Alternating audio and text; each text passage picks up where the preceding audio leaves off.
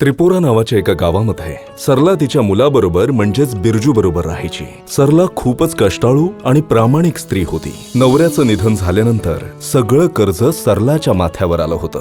एके दिवशी उन्हामध्ये सरला आणि बिरजू शेतामध्ये काम करत होते. बिरजू, हे बियाण्याची थैली ठेवून दे.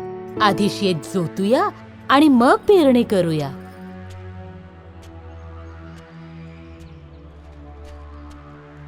आई, बघशील मी एक दिवस खूप पैसे कमावणार आहे. मग आपल्याला उन्हामध्ये काम करायची गरज नाही पडेल.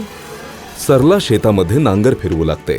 बिरजू सुद्धा सगळ्या कामामध्ये तिला मदत करतो. बिरजू बाळा, खूप ऊन आहे, तहान लागली, घसा कोरडा झालाय, जरा पाणी पाजशील? होय आई, तू इथे सावलीमध्ये बसून राहा, मी आत्ताच पाणी घेऊन येतो. सरलाला ऊन सहन होत नाही आणि तिथे उभ्या उभ्या चक्कर आल्यामुळे ती खाली कोसळते. आई, आई, पाणी पिऊन घे आणि आतमध्ये चालून आराम करून घे. हे सर्व काम मी करून घेईल.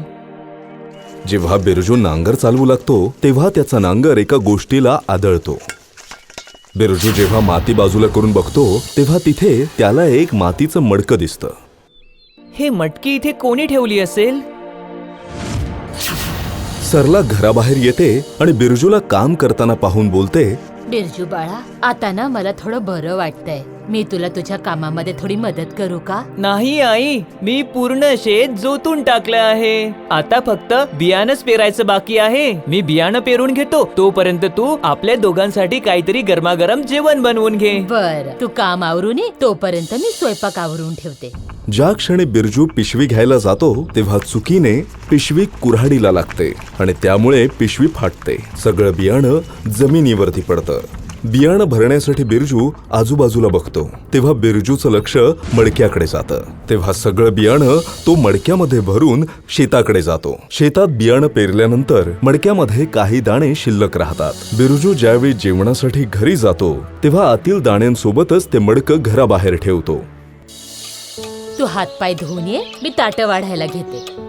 आई, जेवण खूप स्वादिष्ट बनलं आहे. जेवण झाल्यानंतर दोघंही घराबाहेर शेतामध्ये जातात. सरलाचं लक्ष बियाणांनी भरलेल्या मडक्याकडे जातं. बिरजू, इतकं बियाणं तर नव्हतं आपल्याकडे. तू बाहेरून घेऊन आलास का? नाही आई, माझ्याकडे जेवढे बियाणं होते तेवढे मी सर्व शेतीमध्ये पेरून दिले. मटकीमध्ये तर फक्त थोडेच बियाणं राहिले होते. एखादा चमत्कार झाल्याप्रमाणे संपूर्ण शेतामध्ये पीक उगवलेलं होतं. हे बघताच दोघंही विचारात पडतात की ही जादू कशी काय झाली. आई, या मटकीमध्ये तर फक्त थोडेच दाणे उरलेले होते. माहित नाही हे पूर्ण कस काय भरलं ते. हे मडकं तुला कुठे सापडलं? हे जादूचं मडकं आहे. तू यात जेही टाकशील त्याच वस्तूंनी हे मडकं भरून जाईल. आई, मी जेव्हा शेतामध्ये नांगरणी करत होतो तेव्हा माझं नांगर कोणत्या तरी वस्तूला धडकलं होतं आणि जेव्हा मी बघितलं तेव्हा मला ही मटकी मिळाली. आपल्या बियाण्याची थैली फाटल्यामुळे मी या मटकीमध्ये आपले बियाणं भरून शेतात पेरून टाकले होते. तू खरी बोलतेयस आई, ही जादुई मटकी आहे. मला वाटतं तुझ्या बाबांनीच हे मडकं इथे लपवलं असेल. नाही आई, ही जर मटकी माझ्या बाबाजवळ असली असती तर त्यांनी आपल्याला नक्की सांगितलं असतं. इथे का लपवलं असतं? जर बाबाजवळ असती तर बाबांना कर्ज घ्यायची गरजच पडली नसती. ही मटकी बाबाला श्रीमंत बनवू शकली असती आणि आता आपल्याला पण ही मटकी श्रीमंत बनवू शकते. हे मडकं आपल्याला श्रीमंत करू शकतं? कसं काय? मला समजलं नाही. आई, आपण या मटकीमध्ये जे सुद्धा ठेवेल पूर्ण मटकी त्या त्या वस्तूने पूर्ण भरून जाईल. ही जादूची मटकी आहे. थांब, मी तुला काहीतरी दाखवतो. आई, मला काही पैसे दे ना. सरला बिरजूला काही नाणी देते. बिरजू ती नाणी मडक्यामध्ये ठेवतो. पण हे काय? बिरजू ज्या क्षणी मडक्यामध्ये नाणी ठेवतो त्या क्षणी मडकं बोलू लागतं. सावधान, जर माझ्यात तुम्ही सोनं, चांदी, हिरे, जवाहरात किंवा पैसे टाकले तर माझं जादू संपून जाईल. जादूच्या मडक्याचा आवाज ऐकून सरला आणि बिरजूला कळून चुकतं की मडक्यामध्ये सोने, चांदी आणि पैसे टाकण्यास मनाई आहे. म्हणून आता बिरजू सरलाकडे बियाणं मागतो. आई, आता तू मला थोडं धान्य दे. जादूच्या मटकीमध्ये थोडं धान्य टाकून बघूया. सरला बिरजूला थोडं बियाणं देते. बिरजू मडक्यामध्ये बियाण्याचे दाणे ठेवतो आणि पूर्ण मडकं बियाण्याने भरून अरे जातं. वा, हा तर चमत्कारच झाला. आता आपण जादुई मडक्याने धान्य जमा करू आणि त्याला बाजारात जाऊन विकू. खूप पैसा कमवू आणि आपलं सारं कर्ज फेडून टाकू. होय, तर चल आई, आज या मटकीने खूप सारं धान्य तयार करूया. नंतर मी बाजारात जाऊन सर्व धान्य विकून टाकेल. बिरजू तांदूळ, गहू, मूग, चणे इत्यादी थोडं थोडं मडक्यामध्ये टाकून जादूने बियाणं निर्माण करून खूप सारी पोती भरून घेतो आणि दुसऱ्या दिवशी बाजारामध्ये जाऊन सगळं पीक विकून टाकतो आणि भरपूर पैसे आणून सरलाला देतो. बिरजू जादूच्या मडक्यामुळे भरपूर पैसे कमावतो. आता आपल्याकडे एवढे पैसे आहेत की सगळ्यांचं कर्ज फेडूनही आपण एक मोठं शेत विकत घेऊन काही मजुरांना कामावरही ठेवू शकतो आणि चांगलं जगू शकतो. होय आई, आता आपल्याला उन्हामध्ये मजुरी करण्याची काही गरज नाहीये. सरला सगळ्या देणेकऱ्यांचे पैसे फेडून टाकते. मग राहण्यासाठी मोठं घर बांधते आणि एक शेत सुद्धा विकत घेते. आता संपूर्ण गावात सरला श्रीमंत झाल्याची चर्चा होऊ लागते. बिरजू, पूर्ण गावात आपलीच चर्चा होते. बाळा, सगळे आपली प्रगती बघून आनंदित होतील असं काही जरुरी नाही. म्हणून आता आपल्याला काळजी घ्यावी लागेल. या मडक्याचं गुपित कुणालाही कळलं नाही पाहिजे. होय आई, आता आपल्याला या मटकीला कुठेतरी लपवून ठेवून द्यायला पाहिजे, ज्यामुळे ती कोणाच्या हाती नाही लागेल. आपण उद्याच त्याचा ठिकाणा बदलून टाकूया. गावाच्या जवळ असलेल्या एका जंगलामध्ये मंगलसिंग नावाचा एक डाकू राहायचा आणि त्याच्यापर्यंत सरला श्रीमंत झाल्याची बातमी पोहोचते. तेव्हा मंगलसिंग सरलाचं घर लुटायचा विचार पक्का करतो. जर इथे कोणाला श्रीमंत व्हायचा हक्क असेल तर तो मला आहे. आज रात्री मी सरलाचं घर लुटून इथला सर्वात श्रीमंत माणूस बनून जाईल मी. रात्रीच्या वेळी डाकू मंगलसिंग सरलाच्या घरी पोहोचतो. त्याच्या कानामध्ये बिरजू आणि सरलाचा आवाज ऐकू येतो. तेव्हा तो लपून खिडकीमधून दोघांना बघू लागतो. आई, मी विचार केला आहे. उद्या मी घराच्या आतमध्ये जाऊन एक खड्डा खोदून या जादूच्या मटकीला मी त्यामध्ये टाकून देईल आणि जोपर्यंत गरज नाही वाटेल आपण याला बाहेर नाही काढूया. होय, आता आपल्याकडे या जादुई मडक्याने दिलेलं सर्व काही आहे. उद्या पहाटेच आपण या मडक्याला जमिनीत गाडून टाकू, जेणेकरून या मडक्याचं गुपित कुणालाच नाही कळणार. जादूचं मडकं मिळविण्यासाठी मंगलसिंग वेडापिसा होतो. आता यावेळी आपल्या घरी कोण आलं असेल? तू मटकी लपवून ठेव, मी दरवाजा उघडून बघतो. कोण आहे आणि एवढ्या रात्री इथे काय काम आहे? मी भूका गरीब माणूस आहे, माझी मदत कर. मला काहीतरी खायला दे माझा मालिक. बिरजूला मंगलसिंगचं म्हणणं खरं वाटतं. तो ताबडतोब दरवाजा उघडतो. समोरच मंगलसिंग आणि त्याच्या साथीदारांच्या हातात असलेल्या बंदुका बघून खूप घाबरून जातो.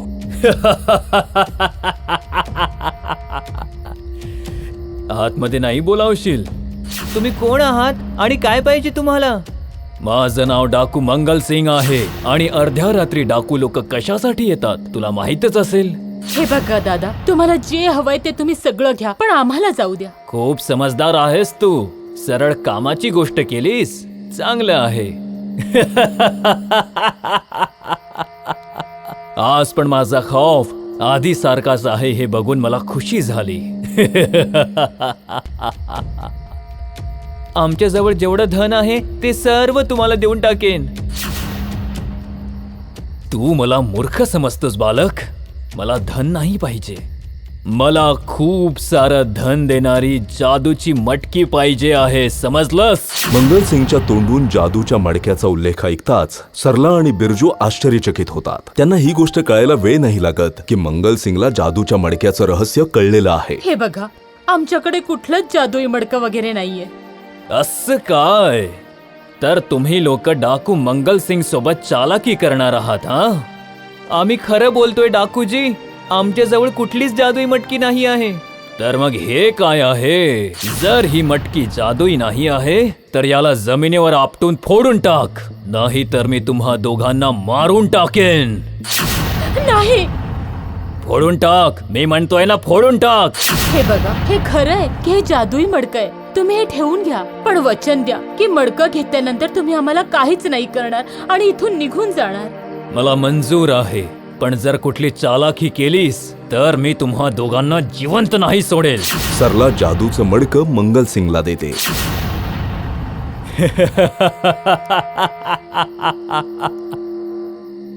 काय तू मला या जादुई मटकीचा नमुना दाखवू शकतेस? या गोळीला मटकीमध्ये टाकून दाखव. बिरजू मंगलसिंगने दिलेली गोळी मडक्यामध्ये टाकतो. पूर्ण मडकं गोळ्यांनी भरून जातं. हे बघून मंगलसिंगला आनंद होतो.